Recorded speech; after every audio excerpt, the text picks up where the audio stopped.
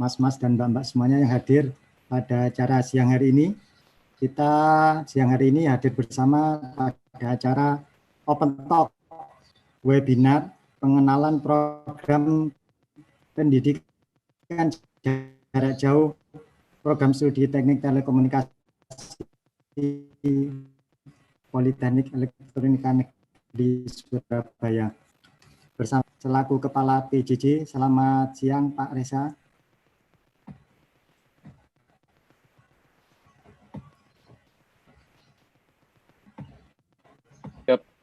Siang. Pak Reza. Yang kedua nanti ada pemateri yang akan disampaikan oleh Pak Zai selaku Ketua Program Studi PJJ Teknik Telekomunikasi. Selamat siang Pak Zai. Siang Pak.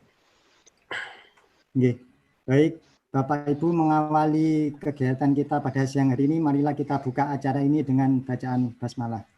Bismillahirrahmanirrahim. Baik, perlu diketahui Bapak Ibu, memang saat ini sering banyak ini ya, kelas-kelas virtual atau seminar berupa online gitu kan ya. Nah, terutama pada masa pandemi ini. Nah, jauh sebelum itu di kampus kita di PENS itu sudah mengadakan namanya program pendidikan jarak jauh atau PJJ. Nah, kegiatan pendidikan jarak jauh di PENS ini program studinya merupakan salah satu program studi yang sudah terakreditasi secara nasional. Nah, bagaimana program-program yang disediakan di program PJJ di kampus PENS ini? Nah, nanti kita akan menyimak materi dari pemateri kita. Yang pertama nanti akan disampaikan oleh, kemudian nanti akan disusul materi yang kedua oleh Pak Zainuddin. Baik Bapak Ibu, menyingkat waktu, marilah kita mulai materi yang pertama kita yang akan disampaikan oleh Pak Reza. Waktu dan tempat kami persilakan. Oke, Pak Tribuan, terima kasih atas waktunya. Saya akan coba sharing dulu materi saya.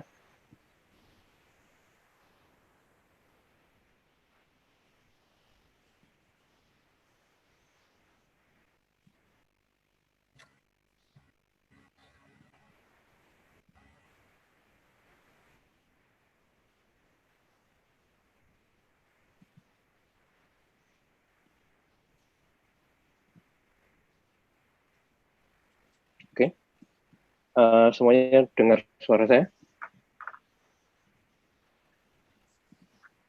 Pak Ridwan, dengar suara saya? Bisa Pak, ya. Siap, masuk Pak. Ya, siap. Baik, terima kasih. Saya mulai aja. Assalamualaikum warahmatullahi wabarakatuh. Selamat siang semuanya. Terima kasih atas kehadirannya para peserta Open Talk hari ini. Izinkan saya untuk menjelaskan sedikit tentang pendidikan jarak jauh PENS 2020 ini. Perlu kita ketahui bahwa kita punya moto sejak ada bulan COVID, ini adalah salah satu solusi pendidikan 4.0 yang berharap bisa mengurangi penyebaran virus corona. Jadi dengan pendidikan yang kita mengurangi banyak interaksi dengan orang banyak atau kedekatan dengan orang banyak, ini merupakan salah satu solusi ya, salah satu solusi menekan namanya penyebaran virus corona. Banyak hal yang ingin saya ceritakan tentang pendidikan jarak jauh. Saya sendiri adalah Reza Akbar, dan saya di tempat kami ada namanya tim PJJ PENS yang ingin saya perkenalkan. Kayaknya yang di sebelah kiri sendiri itu sudah tahu semua ya, itu saya. Yang kedua, ada kepala program studi di 4 PJJ Teknik Telekomunikasi, ada Pak Ahmad Zainuddin. Yang ketiga ada Pak Heru Yudo sebagai kepala prodi D3 PJJ Informatika. Yang keempat ada tim konten, jadi tim konten inti daripada PJJ PENS ini adalah Pak Dwi Susanto. Dan yang terakhir adalah dari staf PENS Mas Fahrizal.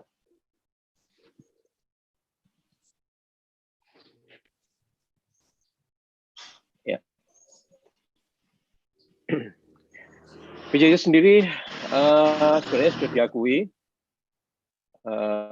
oleh perguruan tinggi, ya, terutama di seluruh perguruan tinggi, terutama di PEN sendiri sudah diakui akreditasinya, yaitu di PEN sendiri sudah diakui sebagai akreditasi A, dan salah satu bentuk pengakuan oleh perguruan tinggi di kementerian ini dikeluarkan adanya izin dari menteri. Jadi PJJ ini sebenarnya sudah memiliki izin, yaitu izin program studi. Ada 2 program studi yang sudah memiliki izin itu. Yang pertama ada D3 PJJ Teknik Informatika, yang kedua adalah PJJ D4 Teknik Telekomunikasi. Dan semuanya ini sudah terakreditasi B, alhamdulillah. Ya, sehingga kita aman untuk menjalankan program studi ini. Nah, yang perlu Anda ketahui bahwa keluaran daripada prodi ini adalah ijazahnya adalah luarannya adalah sesuai dengan nama prodinya, tanpa embel-embel PJJ. Jadi D3 Teknik Informatika PENS, ada D4 Teknik Telekomunikasi PENS, seperti itu.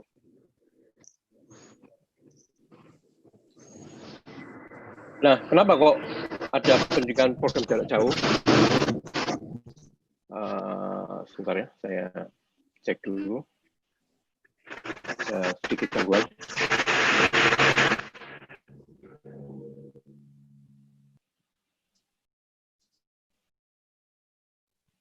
Oke, terima kasih.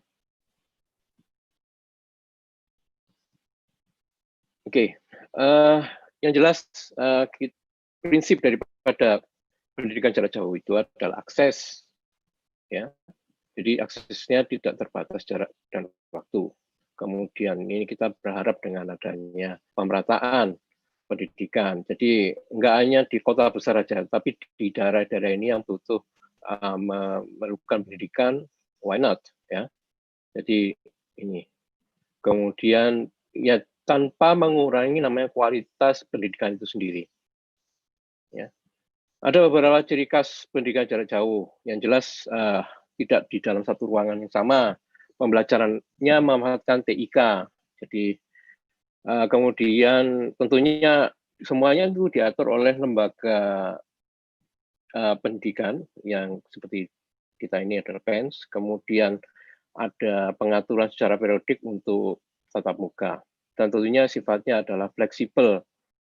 Nah, ini salah satu keuntungan dengan pendidikan jarak jauh adalah menekan biaya operasional. Coba dibayangkan kalau kita Anda hadir di misalkan ke Surabaya, misalkan dari luar kota ke Surabaya, tentunya banyak operasional yang harus dikeluarkan. Oke. Jadi proses penyelenggaraan PJJ ini sebenarnya hampir sama dengan apa yang dilakukan dengan model pada umumnya itu yang bukan PJJ. Seperti pembelajarannya hampir sama semua, luarannya hampir sama. Jadi yang di sini yang membedakan adalah tempat. Jadi tempat karena jauh butuh ada perantara, yaitu yang kita sebut dengan pusat belajar jarak jauh. Dan ada lagi di dalam pusat belajar jauh ini butuh ada namanya tutor juga. Jadi untuk tutor ini di dalam pusat belajar jarak jauh ini membantu mahasiswa untuk pendampingan di dalam pelajaran di praktek maupun teori. Nah ini jadi tutor ini ada di masing-masing pusat belajar jarak jauh atau kalau dibilang pusat belajar jauh ini adalah istilah dari PJJ, tapi istilah kampus istilahnya di pusat belajar jauh adalah subkampus ya. Jadi memang harus ada subkampus di daerah-daerah yang nanti membantu memfasilitasi proses pembelajaran mahasiswa di daerah tersebut. Nah ini komponen yang biasanya digunakan di dalam sistem pembelajaran pendidikan jarak jauh. Yang jelas ada mahasiswa, penyelenggara, ada PBJJ, ada dosen, dan ada tutor. Ya. yang tadi kalau misalkan bukan non PJJ yang nggak ada itu hanya PBJJ dan tutor ini aja nggak ada. Nah, yang kelebihan daripada PJJ ini tentunya ada sistem layanan bantuan belajar yang harus dikelola dengan menggunakan TIK, sehingga nanti pembelajarannya bisa dilakukan dengan dua cara, bahkan 3 cara, bisa dipenyelenggaraan di PT penyelenggara maupun di subkampus, ya, maupun secara online. Tapi semua informasi ini harusnya dikemas di dalam sistem pengelolaan pembelajaran secara online. Jadi cukup penting sekali bahwa perangkat pembelajaran berbasis TIK penting sekali di dalam konsep pembelajaran jarak jauh ini. Jadi apa fungsi daripada PBJJ sendiri? Ya, karena jarak ya, sehingga kita tidak bisa memberikan materi secara langsung, terutama vokasi, yaitu adanya praktek, maka praktek nanti kita serahkan kepada subkampus untuk bisa menyelenggarakan kegiatan tersebut, beserta namanya evaluasi. Dan mahasiswa yang dekat dengan berdomisili dekat dengan subkampus itu tentunya sangat-sangat mudah terbantu. Ini adalah potensi pusat belajar jarak jauh PENS yang ada mungkin ya di Jawa Timur, di Jawa itu cukup banyak, di luar Jawa juga banyak, ya, bahkan sampai Jayapura. Ini potensi. Jadi kita ambil data ini dari Siameo. Jadi kami sudah melakukan kerjasama dengan Siameo untuk pelaksanaan kerjasama lebih lanjut tentang pendidikan jarak jauh bersama Siameo. Kondisi sekarang, mitra sebelum tahun 2020 ini, kami sudah bekerja sama dengan beberapa subkampus yang kebanyakan dari sekolah SMK maupun dari ada AK ya, dan juga dari politeknik yang lain. Jadi yang terutama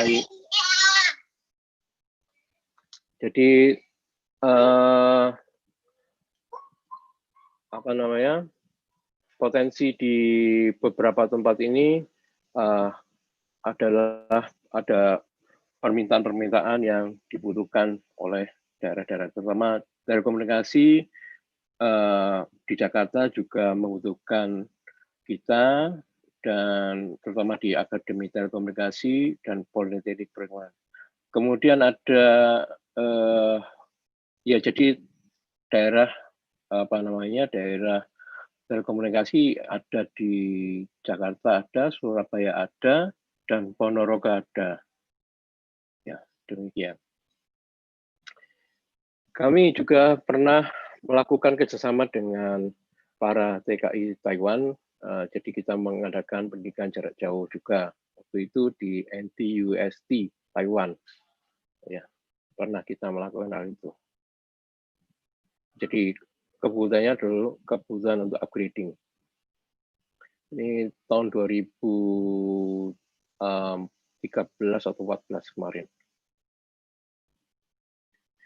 Nah, sebenarnya gimana sih pembelajarannya di PJJ PENS ini? Ya, yang jelas di PJJ PENS ini pelaksanaannya ya. Jadi kita bicara pelaksanaan biasa, kebanyakan dari mitra-mitra tersebut dilaksanakan mulai sore sampai malam, dan sistemnya adalah sistem SKS. Jadi sistem SKS ini adalah bukan sistem paket. Sistem SKS ini adalah kita mengambil mata kuliah sesuai yang kita inginkan dengan maksimum sekitar 24 SKS yang diperbolehkan.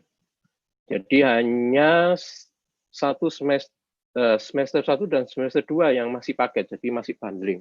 Setelah itu Anda boleh mengambil mata kuliah yang diinginkan. Misalkan di semester 3 Anda ingin mengambil semester 1 atau semester 5 atau semester 7, itu boleh saja.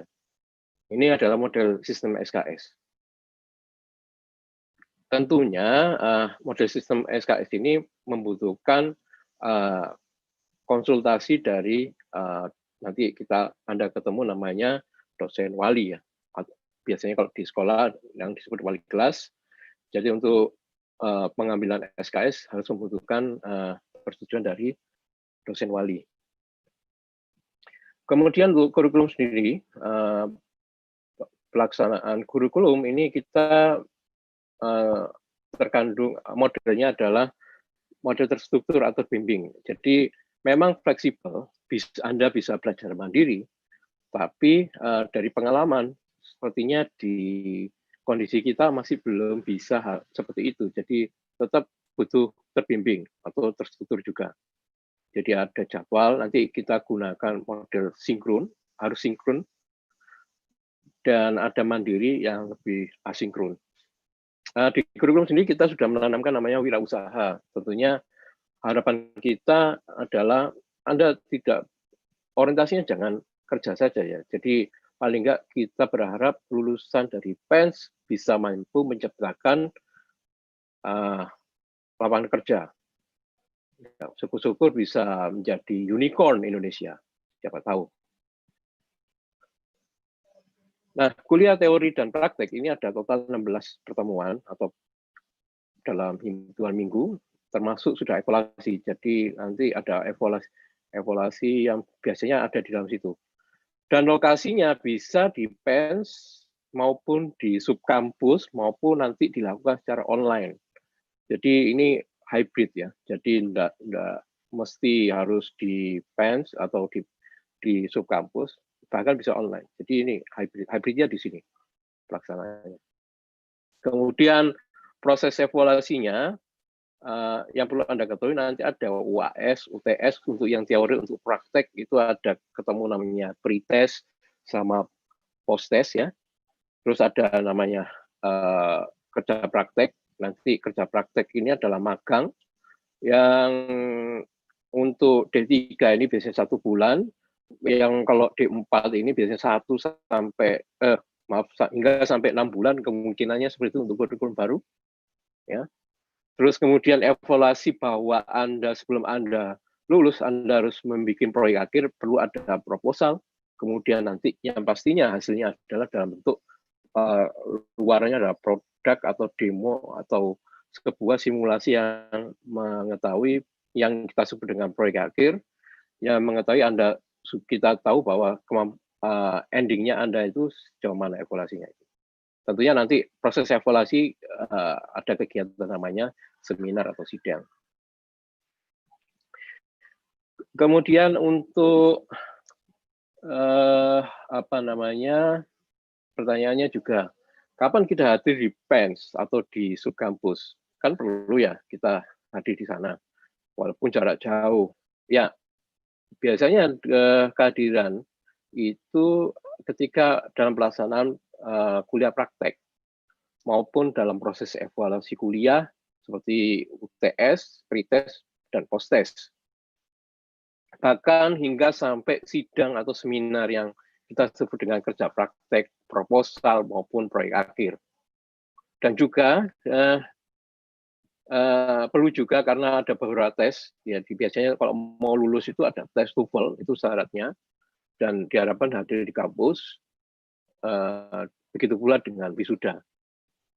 Ada satu lagi yang saya lupa, biasanya kehadiran di PENS itu juga diharapkan ada ketika proses pengenalan mahasiswa baru. Ya, jadi biasanya proses pengenalan mahasiswa baru ini diharapkan Anda hadir di PENS. Kemudian untuk jadi mahasiswa PENS bagaimanakah? Yang perlu Anda ketahui adalah biaya. Ada biaya-biaya yang nanti Anda harus keluarkan. Misalkan untuk mendaftar sendiri sebagai mahasiswa baru butuh anggaran 300.000, UKT 500.000 hingga sampai 6 juta. Tapi dengan range kurang lebih ini nanti dibagi menjadi 6 kelompok ya. mungkin nanti kebanyakan untuk PJJ ini di range kelompok yang 4 hingga kelompok antara 4 sampai 6, kelompok ke-6 ke atas itu tadi. Nah, kriteria ini didasari dari kemampuan finansial daripada kemampuan finansial daripada keluarga, dan itu tercatat ketika Anda melakukan pendaftaran. Dan jangan lupa nanti Anda melakukan namanya ada IKOMA nanti yang harus disiapkan. Jadi IKOMA ini besarannya kalau yang di 3 sekitar 900.000 dan kalau di 4 ini adalah 1,2 juta. Nah, syarat kalau biaya sudah tahu. Nah, sekarang syarat yang kedua yang pasti Anda harus memiliki komputer atau laptop pribadi dan koneksi internet yang mandiri. Ini kita asumsi bahwa nanti kebanyakan pembelajaran jarak jauh, jadi kalau kita mengandalkan koneksi internet di subkampus maupun di kampus yang mungkin nggak bagus, nah jadi ini bukan menjadi alasan Anda tidak bisa belajar. Yang menarik juga bahwa untuk menjadi mahasiswa PENS tidak dibatasi umur. Yang berikutnya adalah diharapkan Anda sudah bekerja atau magang atau punya usaha. Jadi Anda bisa, jadi background Anda sudah ada itu. Dan misal kalau belum punya background itu, nanti Anda bisa lakukan setelah atau di semester 2 atau setelah semester 2. Ya, seperti itu. Nah, ini kenapa kok harus ada bekerja atau magang untuk punya usaha? Ya, ini adalah membangun, jadi mengeksplorasi. Jadi kuliahnya kan sore, jadi masih ada jeda waktu pagi hingga sore itu Anda bisa mengeksplor diri Anda sendiri. Ya, harapannya dengan mengeksplor ini Anda akan mendapatkan banyak pembelajaran di luar pembelajaran yang kita berikan. Nah, seperti itu. Dan juga kita adakan namanya kegiatan ekstra yang Anda bisa ikuti, salah satunya dengan workshop atau lomba-lomba yang bisa Anda ikuti yang dari PENS. Kemudian ada training juga di PENS, yaitu kita memiliki namanya training seperti ada Cisco, ada Java maupun Oracle, dan banyak kegiatan-kegiatan yang lain yang nanti Anda bisa ikuti. Tentunya bila ada lowongan di situ.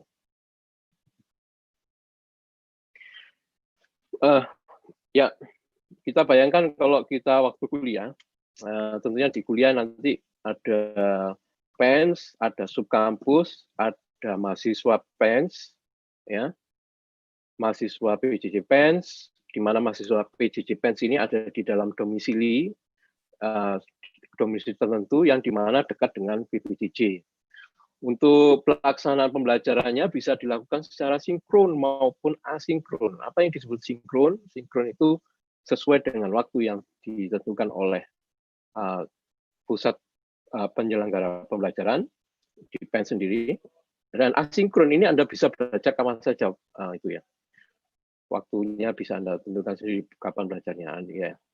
Dan agar Anda bisa dibayangkan kalau iya jarak jauh, berarti kita butuh media. Nah, medianya yang dipakai pelajaran sinkron dan asinkron ini kita pakai namanya aplikasi Ethol. Jadi di situ kita bahas untuk kuliah teori, untuk tugas, untuk ujian, ya semuanya ada di situ.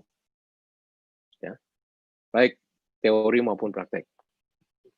Jadi semuanya kita sediakan di Ethol. Jadi semua mahasiswa juga terhubung dengan Ethol, dosen juga terhubung dengan Ethol, nanti tutor juga terhubung dengan Ethol, sehingga nanti ketemunya di sana semuanya. Kemungkinan itu. Jadi Ethol ini membantu mengintegrasikan semua komponen ini tadi secara sinkron maupun asinkron. Nah, sarana untuk ya TIK untuk mahasiswa PJJ ada email, kita sediakan tadi. Ada namanya aplikasi kita yang kita sebut dengan Ethol, ya Enterprise Technology Hybrid Online Learning, ya untuk pembelajaran online-nya, dan ada namanya sistem akademik dan administrasi yang ini untuk apa namanya, untuk formulir rencana studi sama sistem informasi akademiknya. Ya, kita sediakan itu semua untuk mahasiswa PJJ. Nah, konsep online course atau yang kita sebut dengan synchronous itu modelnya seperti ini salah satunya. Modelnya kayak tatap muka tapi jarak jauh. Ini lewat namanya Apple tadi. Nah, jadi kita bisa lihat videonya dosen sedang live menceritakan sebuah apa namanya materi ya. Kemudian Anda juga bisa melakukan chatting di sini, di bagian kanan ada chatting untuk komunikasi lewat teks, sehingga ini jadi lebih interaktif. Ini suasana kalau praktikum di subkampus ya, bersama tutor, jadi ada beberapa komputer yang mungkin disediakan oleh subkampus untuk memfasilitasi pembelajaran prakteknya ini. Nah, di sini kita lihat model pembelajarannya, mungkin Anda nggak bisa bayangkan 16 pertemuan itu seperti apa ya. Nah, ini penjelasannya 16 kali pertemuan.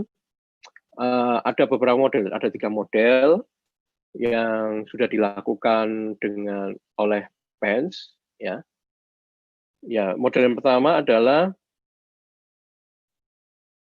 masih ada tatap muka. Jadi tatap muka ini mereka hadir di kampus PENS.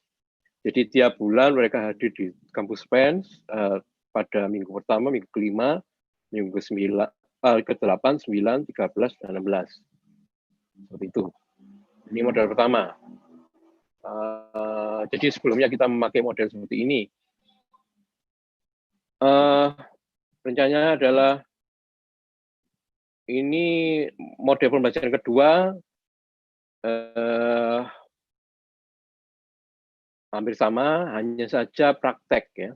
Jadi tadi untuk yang sebelumnya nanti teori, kalau di sini adalah teorinya dan praktek itu ada di PENS ya, ini sebelumnya PENS.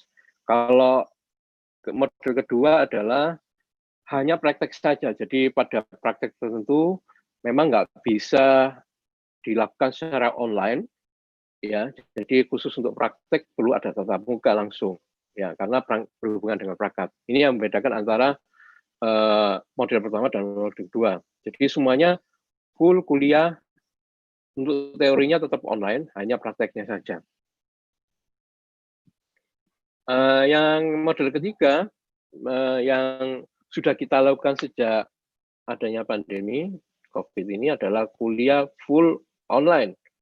Jadi minggu pertama sampai minggu terakhir itu tidak hadir di kampus PENS maupun di subkampus, ya. Jadi seperti itu. Jadi ini full online. Jadi baik ujiannya yang diharapkan bisa hadir di kampus terpaksa harus kita lakukan secara online. Nah, seperti itu. Nah, model kuliahnya seperti ini. Kalau misalkan online, jadi ada PENS dan di mahasiswa yang dekat dengan domisili PJJ nanti akan dipandu oleh tutor untuk tentang namanya materi yang tugas yang ada di dalam etol ya tadi ya. Jadi di sini ada data materi dan tugas, kemudian yang bisa dilakukan secara sinkron maupun asinkron berdasarkan waktu yang ditentukan oleh PENS. Ini model kuliahnya. Kemudian kalau ujian UTS, UAS maupun post-test ini hampir sama dengan konsep sebelumnya. Nanti tetap ada butuh pengawasan baik dari kedua pihak, dari PENS maupun dari tutor di masing-masing PPJJ ini. Ya, ini dan untuk UTS konsepnya masih sinkron, harus sesuai, harus sama. Ya, Kalau nggak sama, nggak ada yang ngawasi. Itu aja sih prinsipnya. Untuk ujian yang lain seperti KP, hampir sama. Nanti tidak gerumbulan ya. Jadi kayak tadi masih bisa gerumbulan, nanti konsepnya satu persatu ujiannya. Jadi seperti ini bisa dibayangkan bahwa di daerah domisili di dalam wilayah BPJJ nanti kalau bisa ada tutor, ditemani tutor, maka dia bisa melakukan ujian, di mana nanti pembimbing dan penguji dari PENS ya akan memandu, akan mencoba memahami, mengevaluasi proses ujian seminar ini. Nah ini, dan tentunya sesuai dengan schedule. Ya, makanya ini istilahnya adalah sinkron. Baik, berikutnya tadi sudah dijelaskan tentang beberapa konsep virtual class. Ya, jadi pengganti apa namanya tatap muka yang langsung di kampus. Nah, ketemunya secara virtual ya seperti ini nanti tampilannya hampir sama yang tadi yang sudah saya sampaikan. Begitu pula dengan video on demand. Jadi mereka butuh pendalaman materi secara mandiri, secara konsep asinkron. Nah ini kita ada fasilitasnya video on demand-nya.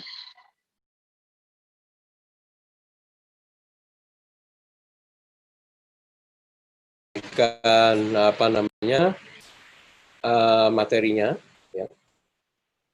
ya Anda bisa mahasiswa bisa mengunduhnya. Kemudian, nah ini yang menarik bahwa ada tugas, misalkan dosen memberikan tugas lewat aplikasi Etol ini Anda bisa mengamati tugas-tugas yang belum terselesaikan. Nah, ini yang sudah selesai mana, yang belum selesai bagaimana. Demikian pula dengan ujian, nanti kita bisa mengamati, dosen bisa mengamati mana yang belum mengumpulkan, bisa mengevaluasi lah, dan mahasiswa bisa memberikan apa namanya materi yang harus diunduh. Jadwal maba adalah itu adalah pendaftaran, ada tes, ya nanti ada pertanyaan tesnya bagaimana, sing jelas tes itu kita pakai tes potensi akademik, bukan fisika maupun dan sebagainya itu. Kemudian nanti kalau sudah tes, diumumkan, kemudian setelah itu baru ada daftar ulang. Ini adalah schedule, ada tes psikologi dan penerimaan mahasiswa, ada pengenalan mahasiswa baru, kemudian ada pengukuhan senat yang apa namanya.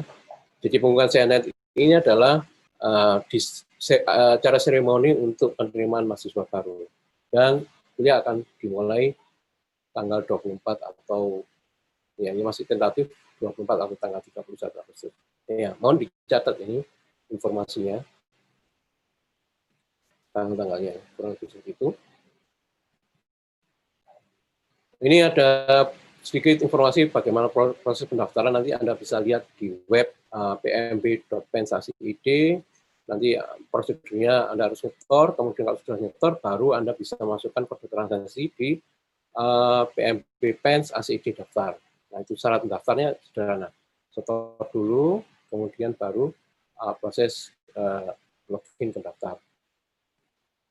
Nah, kalau sudah dinyatakan diterima, ya nanti Anda bisa melakukan daftar ulang. Jadi di penerimaan itu nanti ada namanya informasi golongan UKT-nya. Jadi Anda bisa lihat tunjuknya bagaimana daftar ulang. Nanti dengan golongan UKT, Anda sudah paham, Anda termasuk golongan mana, nanti Anda disuruh untuk masukkan kode, harus setor ke bank dulu. Nanti kalau bank itu dasarnya apa? Anda masuk ke daftar ulang, nanti print kode UKT-nya yang Anda setor ke bank. Kemudian kalau sudah bank, secara otomatis Anda bisa melanjutkan proses daftar ulang nanti dengan cara mengupdate biodata. Terus membuka KTM ini adalah membuka akun mandiri karena PENS berintegrasi dengan mandiri. Dan nanti Anda harus melakukan pernyataan bebas narkoba, pembayaran, dan mematuhi aturan PENS. Ini pernyataan ya sifatnya untuk ya bahwa Anda memang kalau diterima PENS harus memenuhi syarat ini, bikin surat pernyataan ini. Nah, kalau sudah nanti selesai, Anda lakukan jadi mahasiswa baru, kemudian di-store ke PHK. Jadi seperti itu prinsipnya bagaimana cara mendaftar di PENS. Saya pikir cukup demikian informasi yang bisa saya sampaikan tentang sekilas PJJ PENS. Terima kasih. Monggo. Pak Iqbal. Baik, terima kasih Pak Reza atas materi yang sudah diberikan. Kita akan lanjut dulu nih materi yang kedua. Baru nanti setelah itu kita bisa lanjutkan dengan sesi tanya jawab. Baik, materi yang kedua akan disampaikan oleh Pak Ahmad Zainuddin. Monggo Pak Ahmad Zainuddin, waktu dan tempat kami persilakan.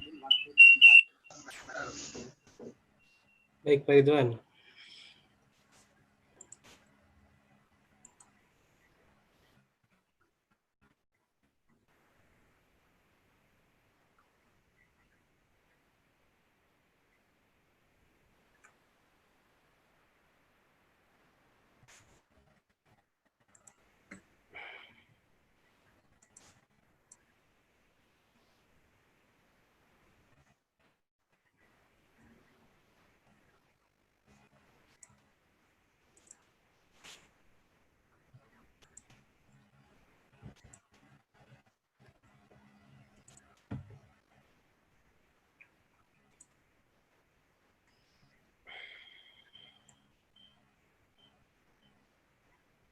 Apa saya bisa kelihatan, Pak Ridwan, di sana?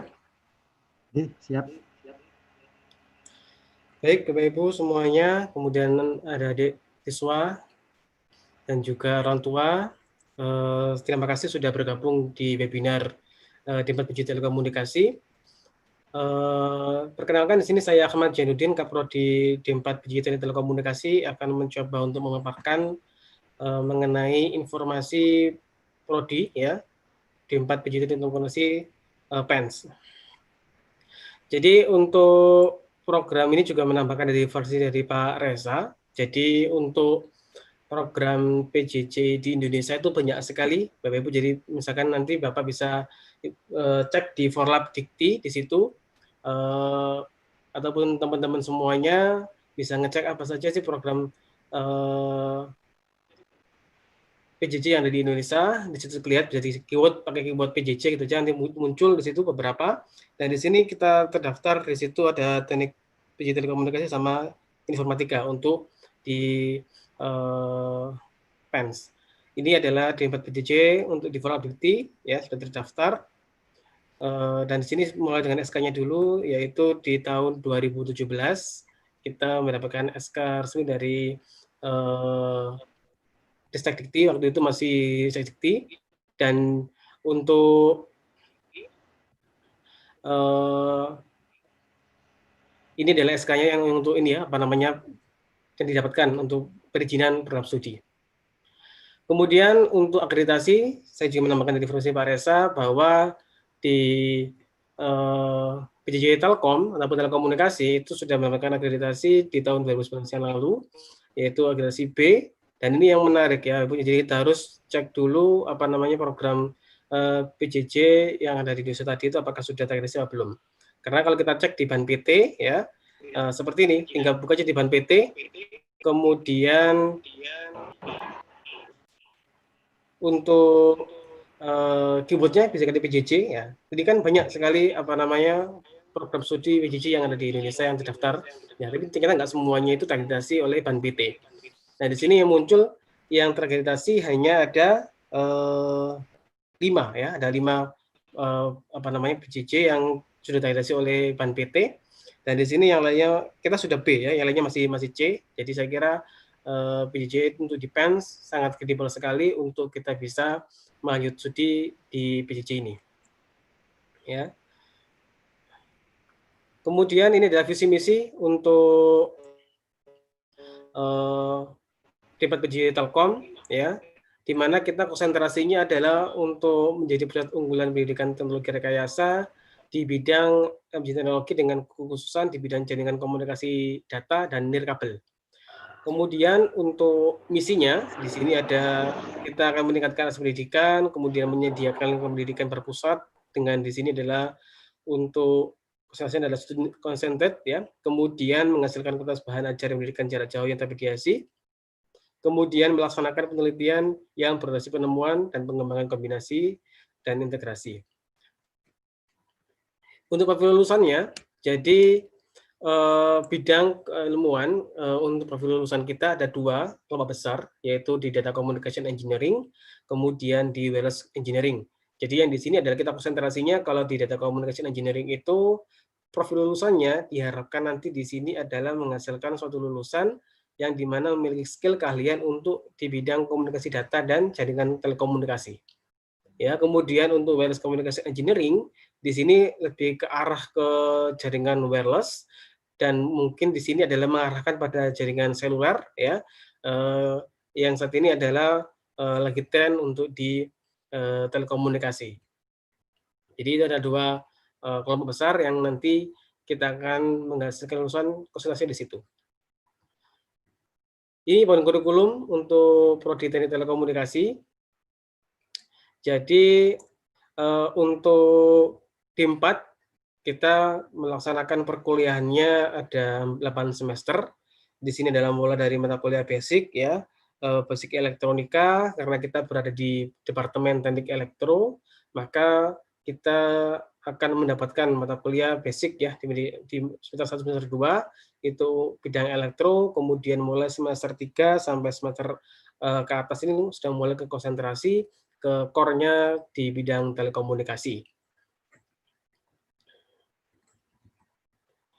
Untuk model kurikulum, jadi di semester 1 sampai semester 4 di sini kita ada perkuliahan teori sama praktikum ya, mulai di semester 5 dan semester 6 yang di sini ada kerja praktek ya. Saat ini kita masih menggunakan kurikulum 2015 karena saat ini tahun 2020 masih proses untuk kurikulum baru. Jadi ini adalah saya jelaskan adalah kurikulum yang saat ini masih berjalan existing ya. Di mana semester 6 nanti di situ ada kerja praktek ya, bagi yang D4 kerja praktek 3 bulan, kemudian nanti itu di 3 bulan selanjutnya itu nanti kita ada mata kuliah ini ya, mata kuliah semester pendek ya untuk perkuliahan di semester 6 dan nanti juga ada sidang proposal proyek akhir. Kemudian di semester 7 ada teori lagi sama praktikum, di akhirnya kita ada ujian progres ya ataupun PA tahap 1. Kemudian semester 8 ada teori sama praktikum dan di akhir semester ada ujian PA tahap 2 ataupun PA akhir. Ini kurikulumnya ya. Tadi ada bahan kurikulum yang di sini sudah diplotting ke masing-masing semester dan memang di sini adalah konsentrasinya banyak membahas mengenai bidang telekomunikasi ya. Di awal-awal memang bidang elektronika sebagai basic karena basic dari bidang telekomunikasi adalah elektro, kemudian semester 3 dan seterusnya mulai mengarah pada core teknik telekomunikasi. Kemudian untuk sistem pembelajaran, saya kira nanti juga disampaikan oleh Pak Reza, bahwa kita harus di sini untuk PJJ mengenal dengan istilah PBJJ, maaf itu ada tipu, PBJJ, pusat belajar jarak jauh, kemudian ada juga istilahnya tutor. Jadi tutor ini adalah pendidik yang diangkat oleh PENS, yang dimana membantu dosen yang memfasilitasi menyelenggarakan kegiatan praktikum di PBJJ. Jadi nanti di masing-masing PBJJ itu ada tutor yang sebelumnya kita training di sini untuk melakukan TOT sehingga nanti pelaksanaan yang dilakukan di PEN dan juga di PBJJ itu sama. Dan juga ingin kembali lagi saya menyampaikan ke kurikulum. Jadi kurikulum kita ini antara D4 yang untuk PJJ dan maupun yang kelas reguler itu sama, karena kita memiliki CPL, kemudian profil lulusan yang sama, kurikulum yang sama, dosennya sama, lab-nya sama, semuanya sama, hanya berbedanya adalah media yang proses belajar mengajar. Kalau di yang reguler kita full tetap muka, tapi kalau di PJJ ini adalah kita hybrid, yaitu ada secara online dan juga tatap muka yang dilakukan setiap sebulan sekali. Ini untuk pembelajaran tempat PJJ telekomunikasi. Jadi tadi sudah disampaikan oleh Pak Reza bahwa mata kuliah teori dan praktikum dilaksanakan 4 kali, itu depends ya, yang namanya depends, itu dilakukan di PEN itu selama 4 kali dalam 1 semester itu, di mana dilakukan setiap bulannya 1 kali. Kemudian di sini adalah dan juga kita lakukan untuk tatap muka ini dilakukan pada hari Jumat malam sampai hari Minggu. Ya, kemudian juga ada UTS sama UAS yang dimana di sini juga saat ini datang di PENS ya. Ini kondisi sebelum COVID ya. Jadi ini saya menjelaskannya adalah kondisi default di PJJ karena kemarin ada COVID maka semuanya full online. Kemudian untuk proses pembelajaran di PBJJ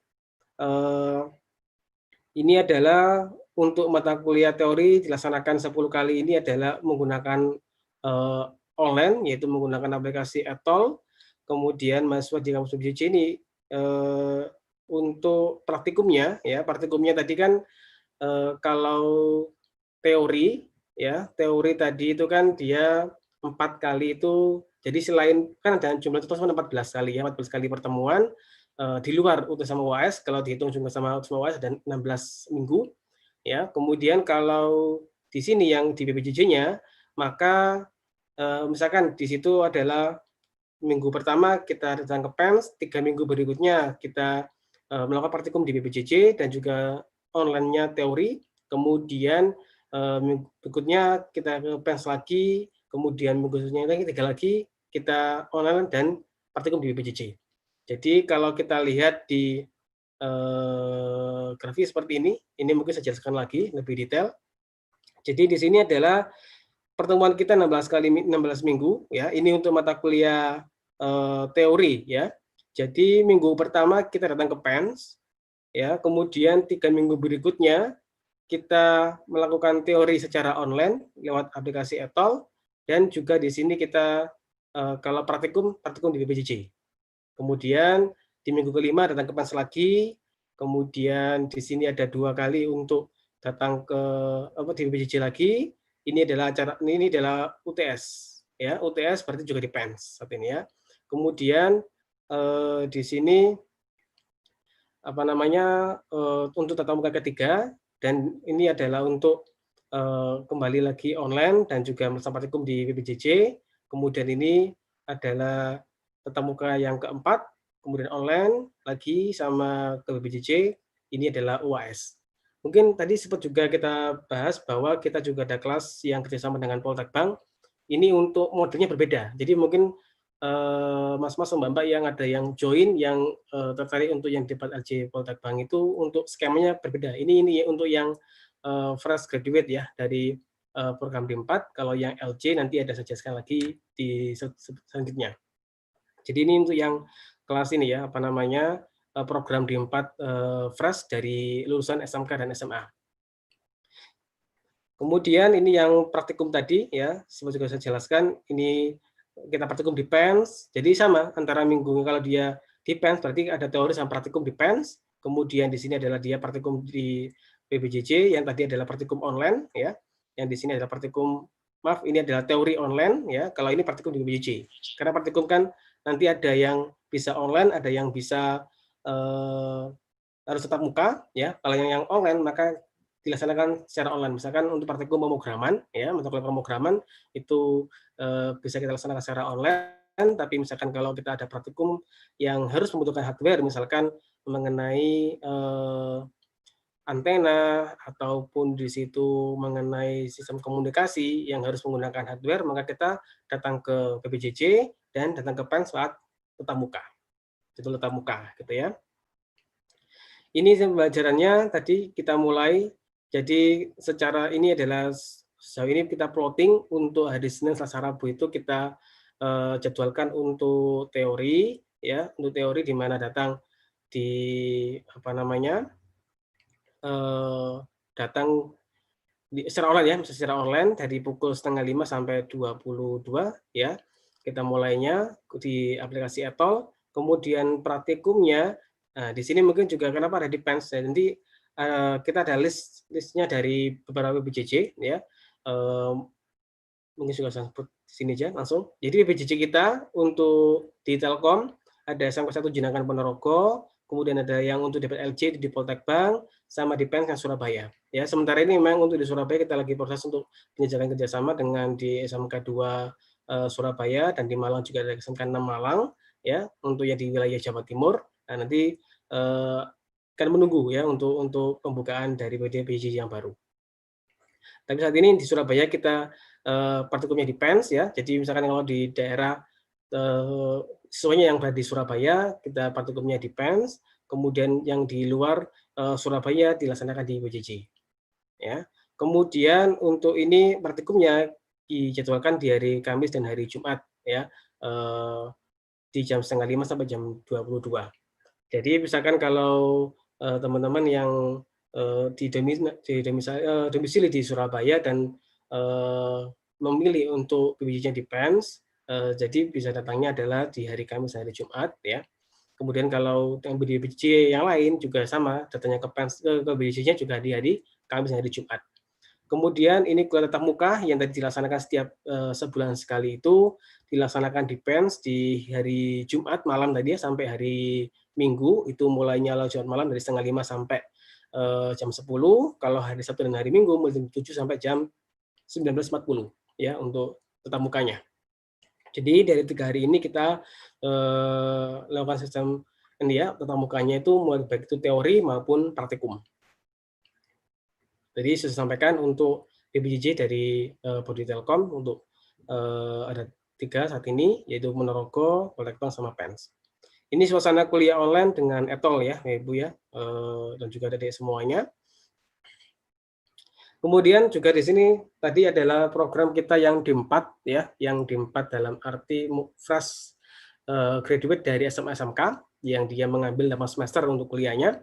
Tapi kita juga ada kerjasama dengan Politeknik Penerbangan Surabaya ya, dari 3 TNU, Teknik Navigasi Udara, ke D4 PJJ Teknik Telekomunikasi, yang dimana di sini didesainasi dari Poltek Bank. Jadi misalkan dari nanti ada beberapa alumni yang di luar Poltek Bank untuk di bawah Kementerian Perhubungan ya, yang memiliki program studi di 3 Teknik Navigasi Udara TNU, bisa lanjut juga di D4 Digital Komunikasi, karena kita juga melakukan kerjasama dengan Poltek Bank yang nanti bisa membuka dari kampus lain yang di bawah ini ya, apa namanya, Dinas Perhubungan.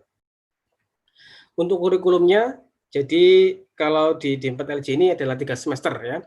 Jadi sebelumnya nanti kita lakukan dulu ekivalensi ya, itu ekivalensi dari transkrip mahasiswa yang LJ ini, yang dimana yang sudah kita apa namanya, untuk bidangnya adalah di navigasi udara tadi TNU ya, itu sudah kita lakukan ekivalensi, dan kita masih prioritaskan adalah di apa namanya, prodi ini ya, karena biar linear, karena kita sekarang ada peraturan baru itu ini apa namanya, harus ada ekivalensi. Jadi dari mata kuliah D3 dulu yang dilakukan di TNU itu kita ekivalensi dengan kurikulum kita yang di D4 ini mulai dari semester 1 sampai semester 6 ya. Jadi kita ekivalensi mana yang diakui, mana yang tidak. Nah, yang tidak itu kita masukkan di mata kuliah di semester pertama, yaitu semester matrikulasi ya. Ada pemrograman di situ, ada jaringan komputer, ada pengolahan sinyal, ada komunikasi optik, dan ada tambahan muatan, karena di sini ada kelas kerjasama, maka ada muatan ini ya, apa namanya, mata kuliah tambahan yang mendukung di bidang penerbangan. Kita nanti di semester 1 ada Future Air Navigation System, kemudian di semester 2 itu ada Automatic Dependency Surveillance ya. Yang ini nanti akan mendukung kompetensi dari lulusan untuk kerjasama penerbang ini di bidang penerbangan. Ada semester 1, semester 2, dan semester 3. Ya. Ini adalah kurikulumnya. Kemudian bedanya apa dengan D4 yang fresh tadi ya? Kalau LJPJJ ini kan memang mayoritas adalah pekerja ya, yang saat ini yang berjalan ini adalah mahasiswanya sebagian besar ada kan pegawai dari ada yang dari Airnav, ada dari Angkasa Pura. Jadi memang bidang-bidang penerbangan ya, di mana mereka kan kerja dan ada batasan untuk cuti ya.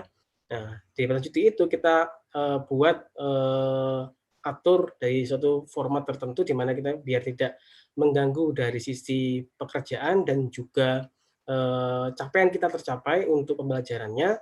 Kita di sini adalah mengatur untuk kuliah teorinya kita laksanakan secara online full ya. Jadi satu semester itu untuk kuliah teorinya adalah full online dengan menggunakan aplikasi Etol. Kemudian untuk praktikumnya itu kita nanti datang ke Surabaya karena nanti adalah kita praktikumnya di PEN sama di Poltek Bank. Ya, praktikumnya ada di situ. Karena juga jaraknya nggak begitu jauh antara PEN sama Poltek Bank, maka bisa datang ke PEN, kemudian misalkan Bapak Ibu bisa menginap di penginapan mana. Nanti di situ kita untuk praktikumnya di sini adalah menyediakan, kan kalau praktikum kan hasil pertemuan ya, hasil pertemuan dan kita lewat sistem blok, di mana sistem blok di sini adalah mahasiswa datang ke PEN itu saat minggu UAS sama minggu UTS. Jadi satu semester itu datangnya adalah 2 kali. Terjadwalnya adalah 2 kali datang ke PENS ya. Di mana di sini mayoritas kan untuk pekerja itu maksimal kalau tidak salah 12 hari ya, 12 hari aktif untuk cuti. Ya, di sini untuk sistem blok praktikum ini di mana dilaksanakan kan kurang lebih 5 hari sebelum UTS dan kurang lagi untuk 5 hari juga sebelum UAS. Jadi saat minggu UTS itu 5 hari ini dihitung mulai dari hari Sabtu. Sabtu Minggu ini kan harusnya kan bukan mengambil cuti ya. Jadi Sabtu Minggu, Senin, Selasa, Rabu. Ya, jadi 5 hari itu adalah untuk satu UTS ya. Di mana kalau kita lihat izinnya kan hanya di hari Senin, Selasa, Rabu ya. Kemudian sebelum di mana di minggu UTS ini akan kita lakukan sistem blok untuk praktikum dari 7 modul praktikum, karena kan kita totalnya praktikum kan ada 14. Jadi sebelum tes kita selesaikan yang 7 tadi dengan sistem blok yang dilaksanakan selama 5 hari tadi. Dan 5 hari itu juga include kita lakukan UTS kalau yang awalnya ya UTS. Dilaksanakan di hari Sabtu dan hari Minggu. Jadi hari Sabtu dan Minggu itu di malamnya, di paginya nanti kita praktikum. Kemudian untuk pertemuan tatap muka yang kedua ya, tatap muka yang kedua itu juga sama kurang lebih 5 hari yang dilakukan di hari Sabtu, Minggu, Senin, Selasa, Rabu ya, di mana kita menyelesaikan sama 7 kali modul praktikum dan UAS. Jadi total untuk satu semester ini kan kurang lebih 6 ya, 6 hari kerja. 6 hari kerja Bapak Ibu bisa izin cuti untuk, karena memang nanti persyaratan kita daftar di LJPJJ adalah kita mendapatkan ini ya, apa namanya, izin dari atasan ya, bahwa kita apa namanya untuk bisa mengikuti perkuliahan ini. Kemudian tadi ini ya, mahasiswa yang bekerja harus cuti atau izin dari kerja saat pelaksanaan praktikum putusan UAS yang dilaksanakan di Poltek Bank dan juga di PENS. Jadi setiap nanti kalau menjelang minggu tatap muka, Bapak Ibu akan mengajukan untuk cutinya karena kan secara jabatan kan sudah dapat ya.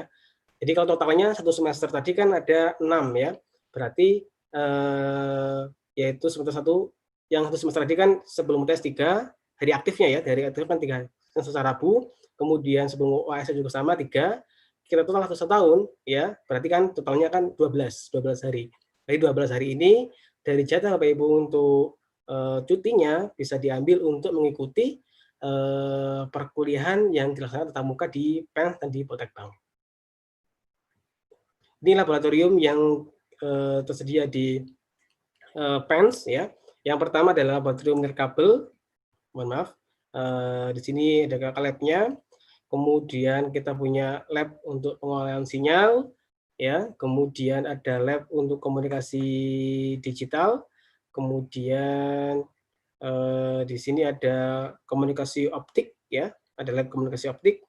Kemudian ada lab komunikasi data, dan juga di sini adalah dasar telekomunikasi. Ini ada lab antena dan propagasi. Kita total ada 7 lab, ya. Tambah lagi ada lab baru, ya. Jadi totalnya 8, ada lab yang baru dalam komunikasi elektronika. Kemudian juga nanti selain kita melaksanakan praktikum di sini, kan kalau misalkan di sini adalah praktikum untuk yang di PENS, ya. Kalau praktikum di Poltek Bank ada lab untuk telekomunikasi penerbangan, ada lab surveillance, ya, pemrograman dan Cisco nanti yang digunakan juga untuk penunjang praktikum yang dilaksanakan di BPJJ Poltek Bank. Di sini tidak saya sertakan untuk lab di lupa saya sertakan untuk kondisi lab yang di BPJJ, ya. Harusnya sama nanti kalau tadi BPJJ untuk yang di Ponorogo, ya, juga di sana sudah disiapkan untuk peralatan lab yang menunjang praktikum yang dilaksanakan di BPJJ Ponorogo. Untuk kerjasama industri sudah kita lakukan, di mana di sini kita gunakan untuk menunjang mahasiswa kita melakukan kerja praktek, ya, dan juga penjajakan kerjasama alumni kita untuk bisa bekerja di bidang industri, terutama dikonsentrasikan di bidang telekomunikasi. Ada PT Nextwave, ada Huawei, ada Jaya Perkasa, kemudian ada PT Akit, Angkasa Pura II, JRC, dan PSN yang sudah kita menjadi kerjasama untuk alumni kita dan tempat kerja praktek. Kemudian di sini juga kita lakukan MUU dengan PT Nextwave, ya, MUU juga dengan PT JRC, di mana lebih konsentrasinya adalah untuk penyerapan alumni dari D4 PJJ Telekomunikasi. Jadi selain kita berkunjung ke kampus, dan kita karena di sini adalah pionir untuk PJJ, kita awalnya memang dulu awal sejarahnya dari ditunjuk oleh Dikti untuk proyek pilot pertama PJJ, dan sekarang sudah alhamdulillah berhasil dengan baik. Ya, di sini dari beberapa kampus-kampus untuk datang ke kampus PENS untuk sharing bersama, ya, sharing bersama mengenai penerapan PJJ yang ada di PENS seperti apa. Karena sebagian besar mereka akan membuka juga untuk program PJJ, mulai dari Universitas Ciputra, berkunjung ke kami, kemudian ada Telkom University, ada dari Poltekpal, ya, kemudian ada dari Universitas Ma'arif Hasimatif, dari BPTKIP, dari Poltekkes, dan juga dari Universitas Multimedia Nusantara. Mereka juga pernah berkunjung ke kami untuk sharing bersama mengenai aplikasi ataupun penerapan dari PJJ, program PJJ. Ini beberapa kata alumni, ya, yang sudah lulus, dan ini adalah yang sekarang ini lagi persiapan untuk sidang tugas akhir, ya, untuk angkatan pertama yang kerjasama dengan Poltek Bank. Jadi sudah disampaikan oleh Pak Reza mengenai informasi pendaftaran, yaitu di tanggal 29 sampai tanggal 10 Juli untuk program baik itu yang D4 PJJ yang fresh maupun yang D4 LJ PJJ kerjasama Poltek Bank juga sama pendaftarannya mulai dari 29 sampai tanggal 10 Juli, ya. Oke. Saya kira itu informasi yang bisa saya sharing kepada Bapak Ibu semuanya, dan juga adik-adik SMA SMK, dan juga orang tua dan Bapak Ibu guru semuanya. Sekian dari saya, Pak Ridwan, semoga bisa dilanjut oleh moderator. Baik, terima kasih Pak Zai atas pemaparan materinya. Ini materi sudah dijelaskan sangat detail nggih oleh Pak Reza dan Pak Zai ini. Nah, tentunya pasti akan sangat banyak pertanyaan yang menarik ini, terutama bagi adik-adik atau mungkin Bapak Ibu yang anak didiknya ingin kuliah di PJJ PENS. Nah, ini adalah kesempatan yang sangat baik buat kita Nah, ini kita nanti akan buka sesi tanya jawab bagi Bapak Ibu, Mas-mas, Mbak-mbak, adik-adik yang ingin bertanya, bisa menyebutkan identitas diri melalui grup chat gitu nih. Nanti akan kami panggil. Nah, biar lebih enak. Baik, ini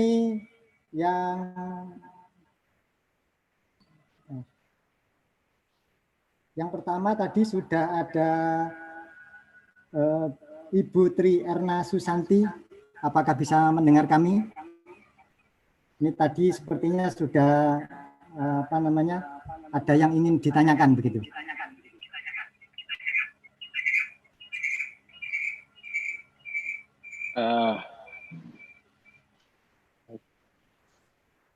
Perlu dibacakan pertanyaannya. Oh gitu nggih. Ini coba saya bacakan dulu. Nah, ini ada pertanyaan dari Ibu Tri Erna tadi sebentar.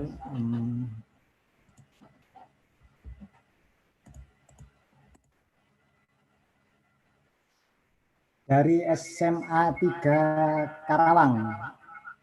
Nah, ini menyebutkan info yang saya dapat PEN selain di Surabaya juga ada di Lamongan dan Madura. Nah, bagaimana dengan prodi yang dibuka selain PEN yang di Surabaya? Apakah sama atau ada sesuatu yang membedakan begitu? Mungkin barangkali Pak Reza atau Pak Z nanti yang bisa menjawab. Monggo. Baik, saya coba jawab ya. Untuk program yang di Lamongan dan Madura ini adalah program studi di luar kampus utama. Jadi ini program baru yang diminta oleh Diki. Jadi ini berbeda, bukan PJJ. Jadi ini adalah PENS di Lamongan dan PENS ada di Madura. Tuh. Kalau prodi yang buka selain PENS ini memang harus ada kerjasama. Ya, kerjasamanya sudah jelas tadi. Ada MOU, kemudian masing-masing prodi yang di Surabaya yang dititipkan di sekolah-sekolah itu bisa diselenggarakan. Ya, kenapa kok seperti itu? Ada kebutuhan mahasiswa yang ingin join, tapi kapasitasnya full terbatas karena mereka umur, ya itu yang menjadi permasalahan, sehingga kami membuka prodi yang di Surabaya yang selain di PENS ini, dan itu harus sama statusnya. Jadi antara Lamongan dan dan Sumeneb itu adalah istilahnya seperti kayak cabang PENS ya, tapi istilahnya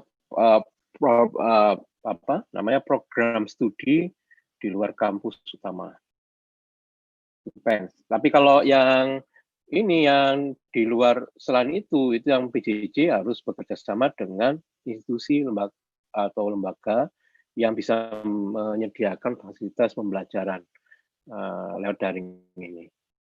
Demikian Pak Ridwan. Mungkin kalau Bu Tri ingin tanya lagi, monggo silakan.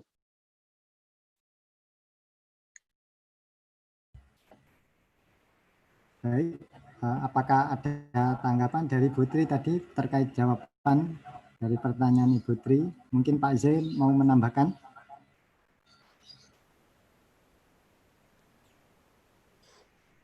Ya, tadi sama dengan disampaikan oleh Pak Reza bahwa yang ada di Madura dan juga Sumeneb ya, khususnya di Sumeneb sama Lamongan itu adalah program studi PSDKU ya, ada di situ ada MMA sama informatika ya, itu sama prodi dari PENS ya, karena di situ hanya tiga cabangnya ya, cabangnya PENS ada di Lamongan sama di Sumeneb. Kalau dengan PJJ ini berbeda karena di sana kan tetap muka yang dilaksanakan full di kampus PSDKU, tapi kalau PJJ ini kan dilaksanakan secara hibrid, yaitu secara online dan juga datang ke PENS untuk tatap mukanya. Itu Pak, dari saya Pak. Semoga bisa menjawab. tadi Putri menambahkan jumlah prodinya terbatas, tidak sama. Jadi sesuai dengan jadi kami hanya mampu membuka 2 prodi saja. Kalau nggak salah di situ ya ada IT sama multimedia broadcasting dan semuanya ada 3. Dan memang terbatas untuk PSDEKO, nggak semua prodi bisa dibuka. Begitu. Ada batasannya kalau PSD tahu, karena ini sistemnya program studi. Jadi kalau buka banyak nanti tenaga pendidiknya yang kurang. Insya Allah mungkin kalau di luar kampus utama membutuhkan resource yang lebih banyak lagi. Demikian. Mungkin ada, silakan di misalkan Mas Bungkus. Oke, siap. Oke, terima kasih Putri. Ini mungkin nanti Putri kalau ada pertanyaan bisa lanjutkan dulu ke pertanyaan berikutnya. Ini dari Pak Iqbal Setio. Ini beliau dari PLN. Sepertinya ingin bertanya secara langsung ini. Monggo silakan Pak Iqbal, bisa diaktifkan mikrofonnya. Monggo. Oke. Assalamualaikum warahmatullahi wabarakatuh, Pak. Waalaikumsalam. Waalaikumsalam. Ya, terima kasih Pak atas kesempatannya sehingga saya diizinkan untuk bertanya langsung, Pak ya.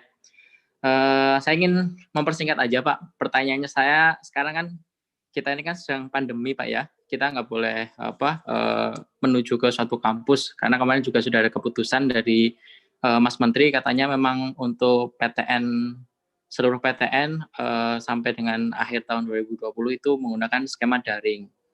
Nah, hal ini tuh saya juga ingin mengapresiasi kepada teman-teman kami yang di PLN dari Sabang sampai Merauke yang khususnya mereka adalah lulusan D3 Pak. Nah, mereka itu banyak sekali yang istilahnya ingin lanjut sekolah, namun di daerah mereka itu mohon maaf tidak ada ibaratnya kelas yang bisa dijajaki untuk kelas karyawan. Nah, saya tertarik dengan D4 lanjut jenjang ini Pak ya, D4 lanjut jenjang PJJ, Pendidikan Jarak Jauh PENS. Kebetulan saya juga alumni D4 LJ PJJ Pak, Elektroindustri dari Banjarmasin. Saya melanjutkan kuliah di PENS waktu di Banjarmasin. Pertanyaan saya, bisa nggak ada pembukaan terkait LJ PJJ untuk misal nih Pak, misal untuk prodi Elektroindustri, Telekomunikasi, dan Informatika. Karena kita tahu kebanyakan alumni kebanyakan teman-teman alumni yang berada di PLN itu dari basicnya D3 Elektro harus kuat dan D3 Elektro harus lemah. Terima kasih Pak atas waktunya. Assalamualaikum. Waalaikumsalam. Terima kasih Mas Iqbal, Pak Iqbal atas pertanyaannya. Monggo mungkin Pak Reza bisa menjawab pertanyaan dari Pak Iqbal. Terima kasih atas pertanyaan-pertanyaan yang sangat-sangat bagi saya sangat-sangat menarik. Baik, mohon maaf saya baru menjabat bulan Februari kemarin dan memang ada tahun ini saya ada misi untuk membuka PJJ D4 Informatika dan D4 yang elektroindustri. Jadi kalau mau lanjut jenjang kayaknya harus menunggu prodi itu dulu. Karena syarat penyelenggaraan pendidikan jarak jauh itu apalagi sangat jauh ya. Tentunya butuh daring tatap muka yang lebih pertemuan daring yang lebih banyak, kurang lebih 50%. Nah, lebih dari 50%, sehingga harus butuh izin menteri. Nah, insya Allah tahun ini kita berjuang untuk membuka, mengirimkan usulan untuk program studi itu. Saya harapkan di tahun depan itu bisa terlaksana. Kalau jadi kalau mau nunggu ya, insya Allah tahun depan. Ya itu aja. Ya, jadi kami untuk sekarang ini memang belum ada program D4 IT maupun D4 Elin PJJ. mohon maaf. Tapi kalau yang existing baru hanya di 4 telekomunikasi. Oh iya Pak, Ya. mohon maaf saya menyela Pak. Berarti kalau misal nih Pak ya, saya kan kebetulan di Banjarmasin ini Pak. Iya. Kalau misalkan ada teman kantor saya yang berminat, mungkin berminat untuk melanjutkan ke D4 LJ PJJ Telekomunikasi ya, yang dibuka Senin besok, itu berarti bisa saja Pak. Karena tadi kan seperti yang Bapak jelaskan, mungkin seperti saya waktu kuliah dulu, kita ke PENS hanya sekitar 2 kali ya, kalau tidak salah, dalam 1 semester gitu ya. Ya. Ya, berarti maksudnya kalau memang bisa, nanti insya Allah saya sharekan juga ke grup teman-teman milenial di PLN. Monggo kalau ada yang berminat, nanti sesuai dengan CP yang ada di brosur. Tadi saya sudah lihat brosurnya juga yang untuk D4 LJ PJJ Telekomunikasi. Terima kasih Pak atas jawabannya Pak. Matur suwun. Ya.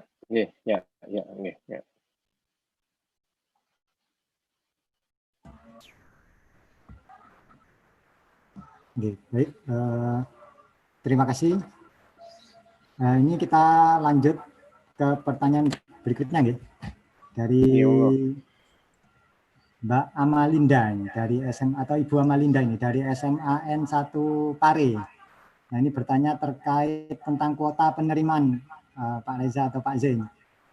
Seperti apa sih, berapa sih kuota yang ditampung D4 PJJ Teknik Telekomunikasi ini? Nah, itu bagaimana Pak Zain?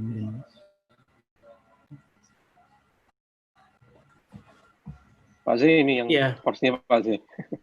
Mungkin juga saya mau menanggapi ini ya, apa namanya, untuk yang tadi dari Mas Iqbal dulu. Saya tadi mau ingin menjawab juga, silakan, menambahkan untuk yang tadi di apa namanya LGPJ kita saat ini memang masih ini Pak, apa namanya, kerjasama dengan Poltekbank ya untuk LJ-nya, dan di situ juga karena kan kalau LJ itu butuh yang namanya ekivalensi. Dia ekivalensi di mana itu harus linear ya. Jadi kita dalam arti di sini adalah mata kuliah di 3 yang sudah didapatkan tadi, kita bisa ekivalensi dengan kurikulum kita di semester 6. Baru berikutnya lagi kita mengambil untuk yang tidak ada yang sama, baru kita isi yang ekivalensi dari matrikulasi.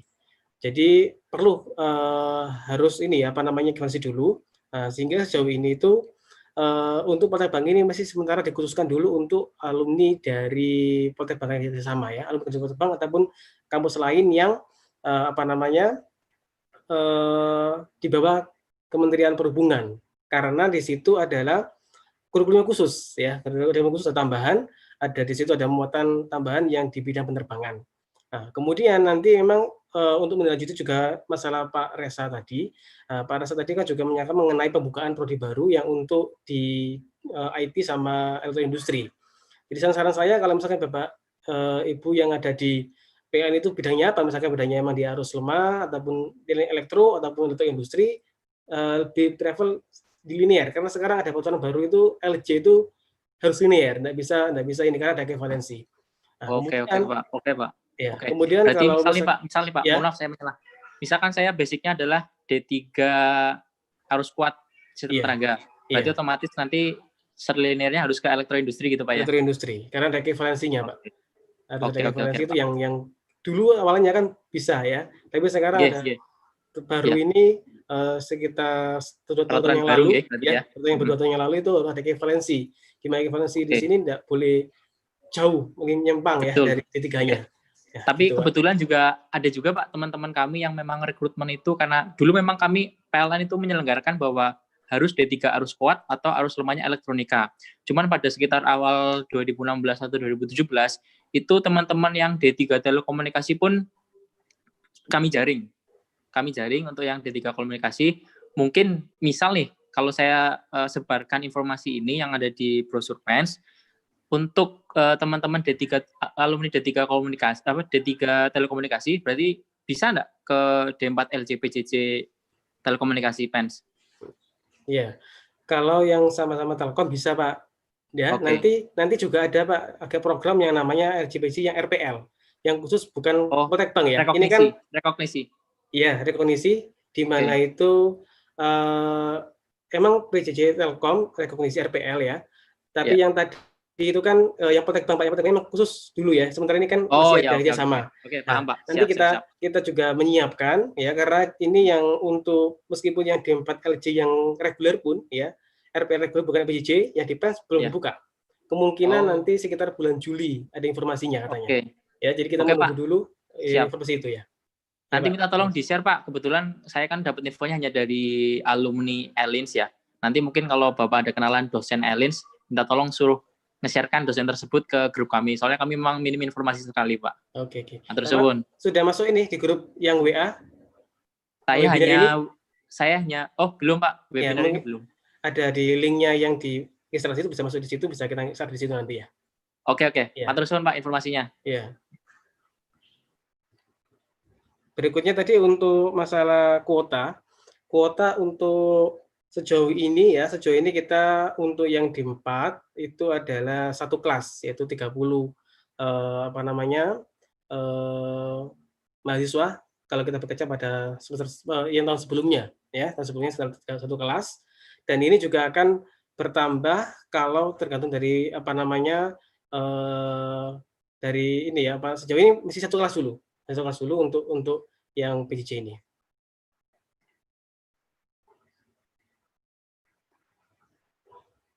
Sudah Pak Ridwan?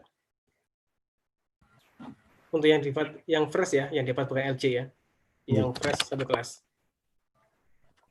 Baik, terima kasih Pak Z. Kemudian kita lanjutkan ke pertanyaan yang berikutnya. Tadi Mbak atau Ibu Amalinda ini sudah jelas ya. Kalau ada yang perlu ditanggapi lagi, boleh monggo silakan bisa melalui chat atau langsung. Ya. Kita lanjut dulu ini ke pertanyaan berikutnya dari Ibu Tisha atau Mbak Tisha ini, alumni PENS 2017. Nah, ini untuk lulusan D3 yang bukan dari Poltek Bank, apakah bisa melanjutkan LJ, PJJ, D4, Telkom PENS? Nah, terus untuk kurikulumnya bagaimana ini Pak? Nah, ini yang dari lulusan D3 tapi bukan Poltek Bank. Mungkin Pak Z. Ya, saya coba lagi informasi ini dari Pak Tisha ya. Untuk yang ini saya kira yang mungkin dari peserta yang bukan dari Poltek Bank dan ingin lanjut LJ, PJJ, ini kan memang kita ada menunggu informasi dari PENS. Kemungkinan nanti pendaftarannya dibuka sekitar bulan Juli ataupun Agustus ya untuk yang RPL ini, yang karena ini kan nanti kita arahkan ada kelas sendiri ya untuk LJ PJJ yang telekomunikasi di luar Poltek Bank, di mana di situ kurikulumnya nanti sama dengan kurikulum untuk LJ RPL yang reguler yang tatap muka, itu sama. Ada semester untuk matrikulasi sama semester 2 dan semester 3 yang sama dengan yang RPR reguler ya, yang tatap muka. Nanti untuk informasinya lebih lanjut akan kita share lagi Pak untuk pendaftaran itu, karena saat ini masih dari manajemen masih belum dibuka untuk program itu. Dan saya kira mungkin kalau yang berminat untuk lanjut di LJ-PJJ yang bukan alumni Poltek Bank, nanti bisa join di situ dan bisa masuk juga di grup webinar ini biar tidak lost kontak. Nanti kita share di situ untuk jadwal informasi lebih lanjutnya untuk pembukaan pendaftaran dari yang LJ-PJJ RPL. Gitu ya, mungkin menjawab dari Mbak Trisya tadi ya. Baik, barangkali mungkin ada tambahan dari Pak Reza. Ya Pak, mungkin dari Pak Reza Pak, silakan.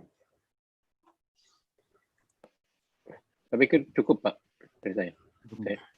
Lanjut yang pertanyaan lain.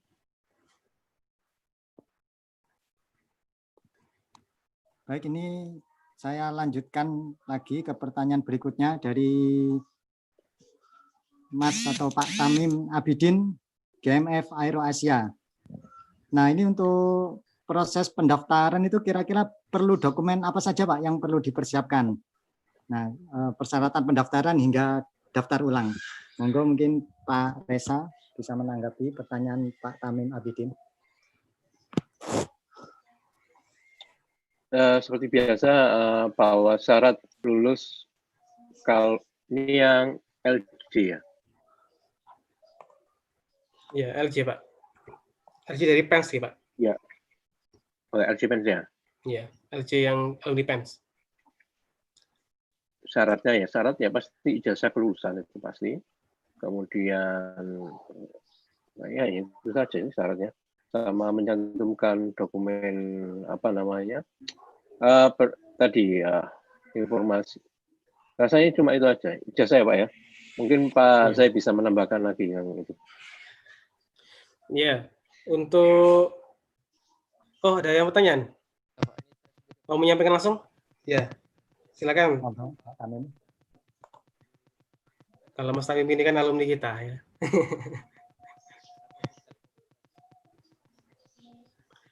Masih belum kedengaran? Mungkin di mute di situ. Mic-nya dipastikan pakai internal. Halo, oke. Ya, dengar Pak. Saya dari lulusan D3 Teknik Telekomunikasi, ini apakah bisa mendaftar ke D4 LJ PJJ Poltek Bank ini Pak? Soalnya dari tadi kan ini tidak diperuntukkan sekalipun untuk lulusan Telkom sendiri kan. Sekalipun saya sendiri bekerja di daerah di wilayah penerbangan gitu Pak.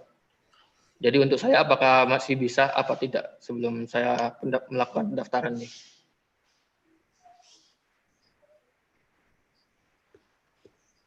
Terima kasih.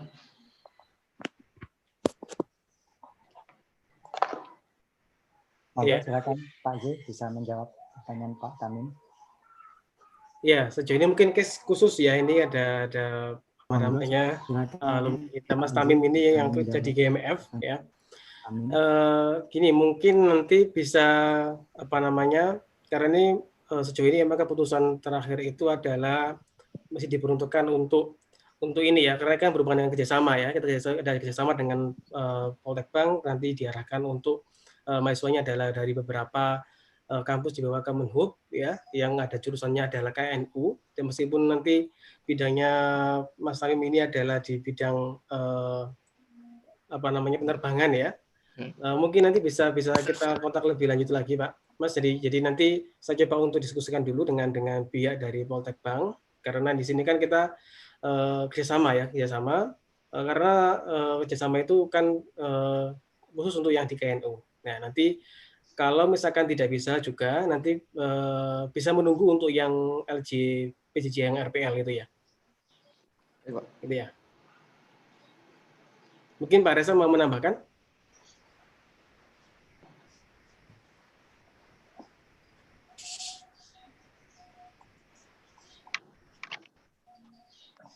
Oke, maaf. Tadi banyak pertanyaan yang ingin lanjut telekomunikasi tapi bukan Poltek Bank. Mungkin Pak Zai perlu dibuatkan forum tersendiri peminat-peminatnya sehingga kita bisa mengevaluasi bersama dengan manajemen PENS agar kita bisa mengakomodasi calon yang LG PJJ di luar Poltek Bank ini. Iya. Saya kira itu Pak. Untuk Mas Tamim tadi sudah join di grup itu? Di link grupnya sudah tahu? Sudah Pak. Sudah join ya? Sudah Pak. Ya, jadi mungkin biar ketinggalan informasi bisa di masuk grup di situ, nanti kita bisa share info terbaru pendaftarannya kalau misalnya sudah segera dibuka untuk yang LG PJJ RPL-nya. Ya, gitu. Terima kasih Pak. Ya. Baik, terima kasih Mas Tamim dan juga Pak Z dan Pak Reza tadi yang sudah menanggapi pertanyaannya. Kemudian informasi bagi Bapak Ibu yang belum join grup WA Open Talk kegiatan webinar ini, monggo silakan diklik link yang sudah diberikan melalui grup chat. Ya, monggo silakan yang belum bergabung. Nanti bisa ada informasi yang tambahan bisa kita sharekan melalui grup chat WA tersebut. Baik, ini kita lanjut ke pertanyaan berikutnya dari Pak Asyamsul Muslimin. Beliau ini alumni dari Poltek Bank. Nah, ini bertanya, ini mungkin terkait teknis kegiatan perkuliahan ini, Pak Z. Nah, jikalau ada kegiatan wajib dari kantor yang harus diikuti dan bersamaan dengan kegiatan UTS atau UAS yang harus tatap muka, apakah ada toleransi untuk tatap mukanya? Ya, terkait teknis pelaksanaan perkuliahan. Monggo, mungkin Pak Z bisa menanggapi. Ya, sejauh menanggapi pertanyaan dari Mas Asamsul ya. Jadi untuk sejauh ini kita jalan untuk 3 semester ini ada beberapa mahasiswa memang bersamaan dengan tugas dari pekerjaan ya, ada dinas luar kota, itu bisa izin dengan mengirim ke kami, bisa dalam bentuk ya file ya, ke kami untuk surat tugasnya, surat tugas, kemudian nanti izin tidak bisa mengikuti tatap muka dan juga praktikum sistem blok ya, sama UAS misalkan kalau bersama dengan UAS atau UTS. Nah, nanti ada ujian susulan ya, ada ujian susulan untuk UTS UAS-nya kalau bersama dengan UTS UAS, dan kalau bersama dengan praktikum nanti ada menyusul juga untuk praktikumnya. Jadi sejauh ini ada beberapa sekitar 2 kemarin ya yang bersamaan izin untuk ada yang ada tugas ke Jerman ya, kemudian ada lagi tugas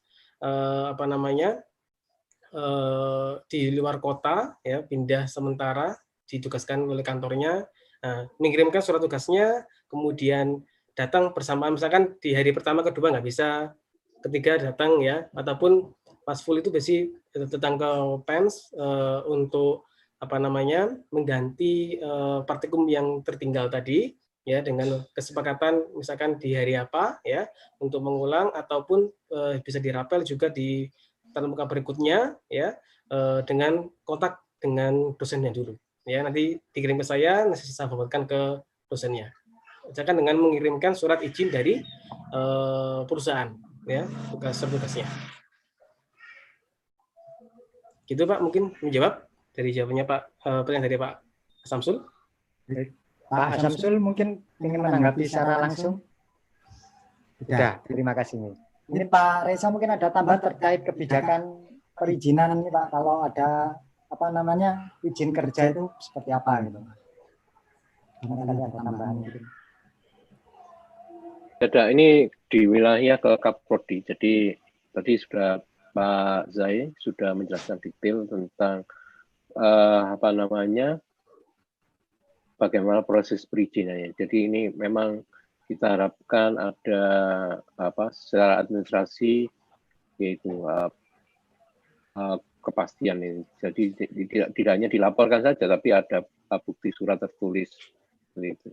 Sebenarnya kami sangat welcome dengan tadi kita berharap fleksibel ya, nggak terlalu harus seperti ini, enggak.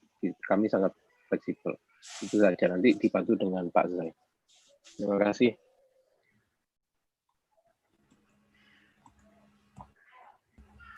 Baik, Bapak Ibu, apakah ada yang ditanyakan kembali mungkin? Silakan.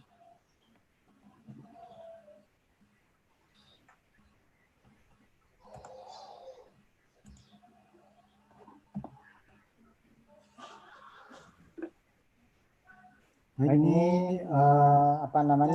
diskusi kita ini kita rekam, nanti ini diupload nggih, Mas Rizal?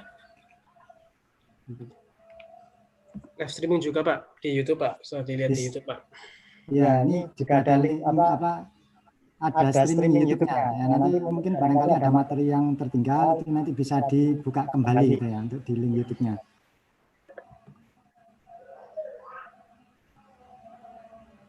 Oh ya, ada satu ini yang menanyakan di satu sisi IT, CCIT ini transfer dari CCIT. Nanti kalau CCIT nanti bisa japri saya. Kemudian setiap bulan harus tatap muka. Kalau sementara kalau memang dari IT, kebanyakan perangkat itu bisa praktek itu tidak semuanya dipraktek secara secara offline ya. Jadi nggak harus di PC. Kemungkinan kebanyakan di online. Jadi ada kemungkinan untuk tahun 2020 ini khusus untuk IT pelaksanaannya ini full online ya. Jadi maksudnya full online untuk teori. Jadi tidak ada kedatangan ke PENS seperti itu. Ini khusus yang IT. Untuk Telkom masih terbatas jumlah PBJJ-nya atau pusat subkampusnya masih terbatas dan jumlah perangkatnya juga terbatas sehingga teman-teman yang Telkom harus hadir ke PENS untuk melaksanakan praktek. Tapi kalau yang IT ini memang berbeda, pelaksanaan IT ada di prakteknya bisa dilaksanakan di subkampus dan kebanyakan yang IT juga prakteknya bisa dilakukan secara online. Jadi tidak harus khusus untuk 2020 nanti 2020 ini, maksudnya tahun ajaran baru ini IT akan diberlakukan tidak ada pertemuan secara offline di PENS. Jadi nanti hanya ada di masing-masing PBJJ. Dan semuanya kalau izin tetap sama harus menunjukkan surat keterangan bahwa mereka tidak bisa hadir dan itu pengetahuan dosen maupun ke Kaprodi. Mungkin seperti itu. Monggo, silakan dilanjut Pak Ridwan. Terima kasih Pak Reza. Baik, Bapak Ibu, ada yang ingin ditanyakan kembali? Terima kasih Pak Reza. Baik, Bapak Ibu, ada yang ingin kembali? Izin Pak, tanya Pak. Oke, monggo Mas Iqbal, silakan. Ya, itu mohon maaf saya mau tanya aja masalah grupnya itu. Grupnya itu kan tagline-nya judulnya PJJ ya, berarti untuk PJJ telekomunikasi, elektroindustri itu nanti akan dibahas di situ gitu, atau untuk hanya sebatas telekomunikasi saja? Grup chat WA.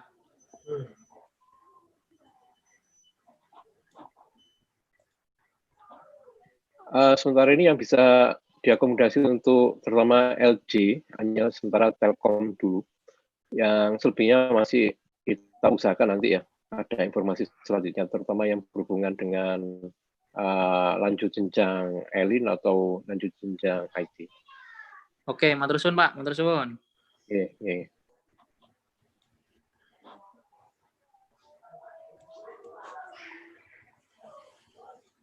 Monggo Bapak Ibu, jika ada pertanyaan kembali, persilakan.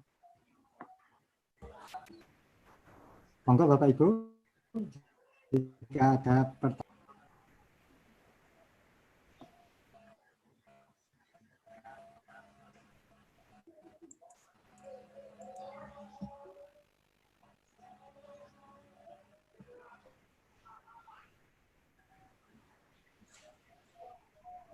Pak Reza, Pak Zai, mungkin materi tadi apakah bisa di-share ke peserta?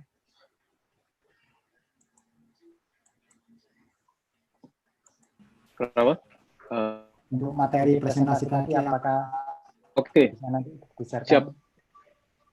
Oke, siap. Baik. Nanti materinya nanti akan kita sampaikan melalui grup WA gitu. Nanti. Oke.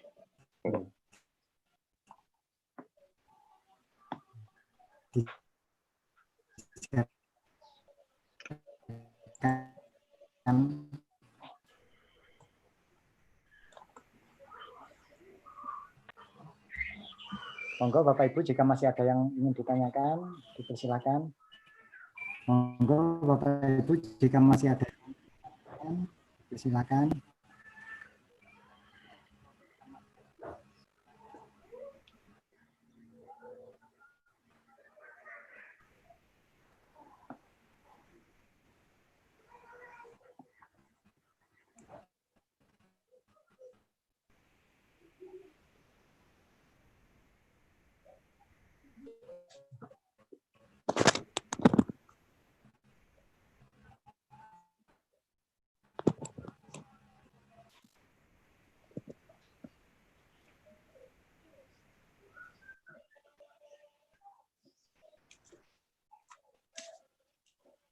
ke depan kami akan menambah subkampus dengan beberapa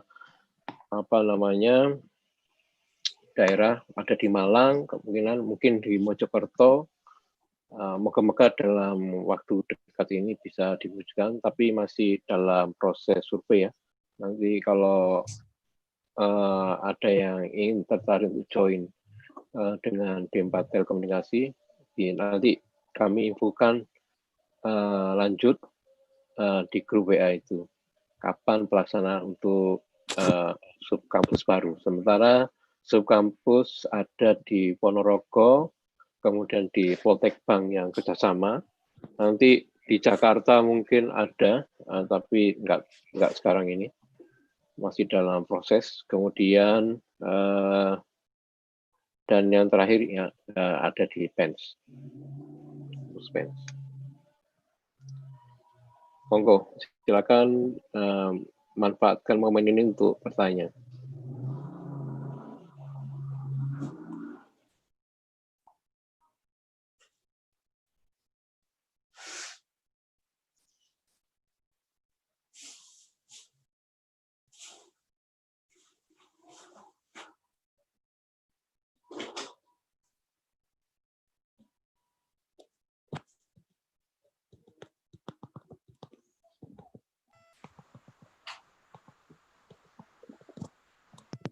Halo.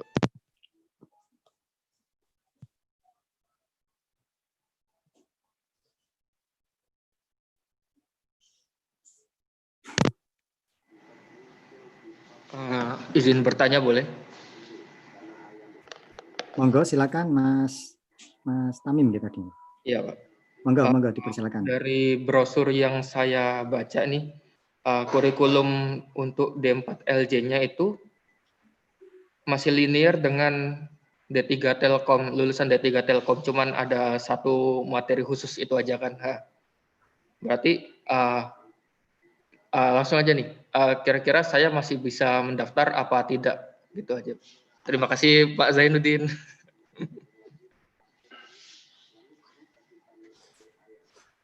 Ya, untuk kurikulum itu memang sama ya. D4 itu sama, cuma memang ada tambahan. Cuma memang untuk saat ini itu kan kelas kerjasama ya. Nah, kelas kerjasama itu istilahnya di dalam kontrak kita itu kan juga ini ya, diperuntukkan untuk dari alumni mereka, sama nanti pengembangannya adalah untuk di bawah kampus di bawah Dinas Perhubungan.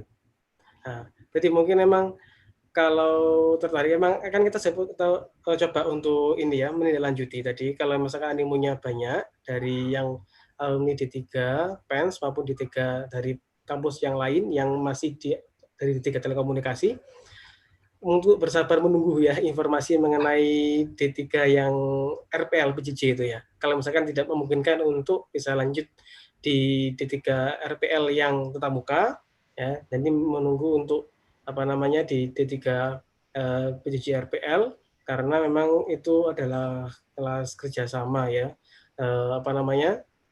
yang dimana di situ ada kerjasama dengan pihak dari Poltek Bank. Jadi sementara memang khusus untuk Poltek Bank dan TNU dan untuk Kemenhub di Dinas Perhubungan. Berikutnya lagi di beberapa kampus-kampus Dinas Perhubungan nanti di kelas itu. Nah, yang memang untuk yang RPL ini memang belum dibuka, karena yang di 4 LJ RPL yang tatap muka pun belum dibuka juga. Nah, informasinya belum dibuka, jadi kemungkinan besar akan bersamaan juga dengan D4 LJ RPL yang tatap muka untuk PJJ ini, ya, karena kan bersamaan biasanya kan untuk pembukaannya ya. Jadi biar nggak lost kontak, bisa di grup itu, dan mungkin juga bisa diinformasikan ke teman-teman yang lain, karena kan kita juga nanti membutuhkan ini ya, data animo ya, yang dimana kita juga akan bisa menunjang kita untuk menunjukkan ke manajemen bahwa ada banyak yang berminat untuk LJ PJJ RPL ini, sehingga mungkin dari sisi perizinan ke manajemen juga segera bisa dibuka untuk program ini gitu ya. Nah, nanti bisa disampaikan ke teman-teman yang lain, khususnya mungkin yang di alumni yang kerja di Jakarta ataupun di Bandung yang di luar Surabaya nggak bisa kuliah yang di D4 LJ-RPL yang tatap muka, nah bisa nanti silakan diinformasikan ke saya, kita masukkan, kita diskusi di grup itu biar tahu jumlahnya ya, nanti biar kelihatan apa namanya peminatnya berapa jumlahnya gitu ya. Terima kasih Pak. Ya.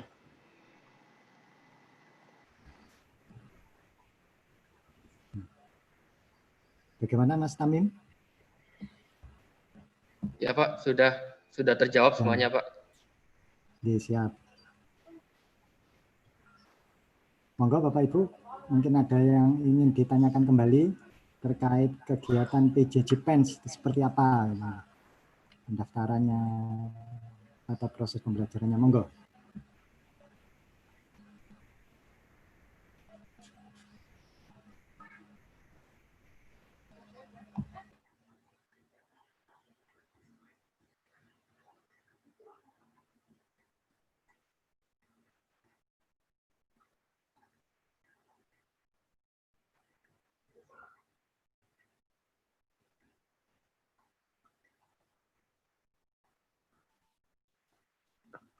Saya pikir mungkin sudah cukup ya, Pak Ridwan.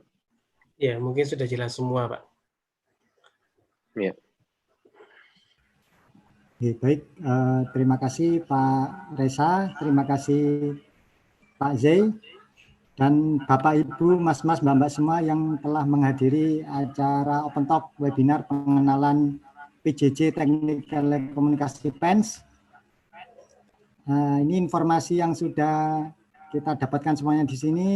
Monggo Bapak Ibu bisa menyebarkan ke adik-adiknya, saudara-saudaranya, monggo semuanya bisa disebarluaskan ya informasinya.